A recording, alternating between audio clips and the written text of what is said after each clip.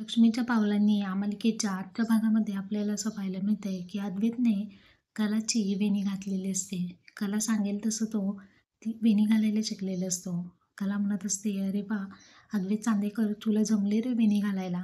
त्यावरती अद्वैत तिला म्हणतो, "हो अगं, त्यात काय एवढं? थोडे प्रयत्न केले की प्रत्येक गोष्ट जमते अगं. मी घातली वेणी, प्रयत्न केले." यावरती कला त्याला म्हणते की "हे बघ चांदेकर, मला सुद्धा प्रयत्न करू दे ना. प्रयत्नांती यश मला मिळेलच. जे काय असेल ते आपण पुढे बघूयात. पण या प्रकरणाच्या मुळाशी मला जाऊ दे. कोण आहे, कोण नाही, हे माझ्या पद्धतीने मला शोध घेऊ दे. मला प्रयत्न करू दे ना अद्वैत चांदेकर."